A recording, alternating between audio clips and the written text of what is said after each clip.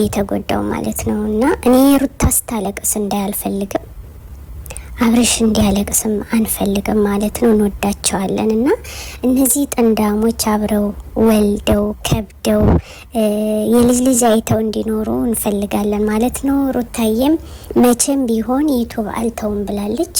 ይህም ቢሆንም ኑሮ አሁን ያሉበት ሁኔታ ወንድምየው ችግር ፈጥሯል ማለት ነው። በሽማግሌ ሊያዙ ነው እንግዲህ ሽምግልና ተልኮ የሚፈጠረው ይታያል ማለት ነው። አያምም ያማል።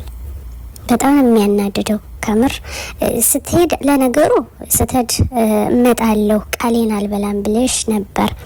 አሁን ደግሞ ለግድ ከአብርሽ ጎን መሆን አለብሽ ሩታ፣ ጥፋት አለብሽ ብዬ አምናለሁ። እሱ ወንድምሽን ማሳመን ሲገባሽ እሱ ሩጦ ሄደ። ማሽከርከር እንኳን በደንብ የማይችል እየፈራን ነበር በሰዓቱ እየሰደድ ነው ማለት ነው።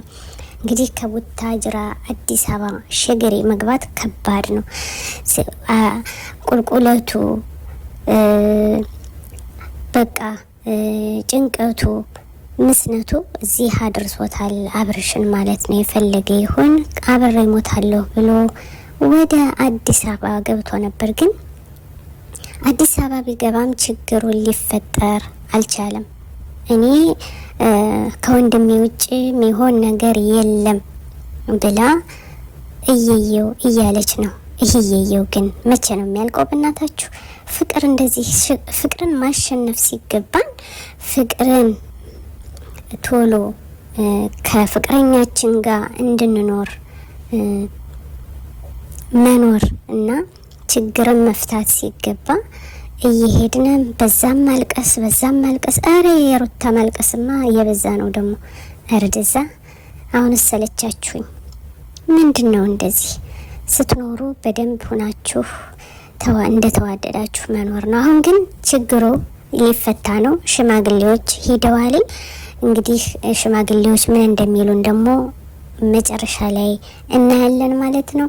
በዚህ አጋጣሚ ሄለን እንዲሁም ማራኪ እንደነሱ ልንሆን ብለውን መሰለኝ። አሁንም ግን ያው ዝምድና እንዳለ ይገባቸዋል። አዎ እኛ እናውቃለን፣ እነሱ ባያወጡትም ማለት ነው። እና ግን ቢሆንም የቀረበ ዝምድና ስለሌለ ጋሽዬ እኔ ፈታዋለሁ ችግሩን እኔ ያለሁ ብሎ ወደ አዲስ አበባ ሸገሬ ጎራ ብሏል፣ ሽማግሌዎችን ይዞ ማለት ነው። እና በጣም ደስ ይላል። በዚህ አጋጣሚ ልጅ ቶፊቅና እንዲሁም ሶፊ አሁንም እነዚህ ፍቅረኛሞች የሚዋደዱት እንደዚህ እየተጣሉ እየሮጡ ልባችን አሳምመውታል። አሁንም ደግሞ ይሄው እና አብርሽም ደገሙ ዙረው ማለት ነው። እና ባካችሁ እኛንም ልባችን አታሳመሙት።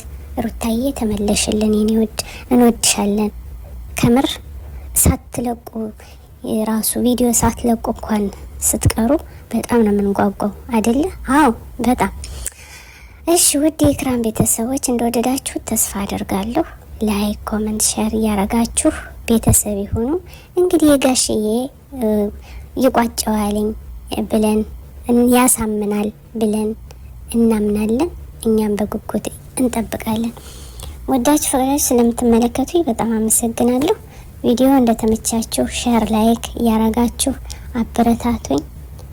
በአዲስ ቪዲዮ እስከምንገናኝ አሰላሙ አለይኩም ወራህመቱላሂ ወበረካቱ።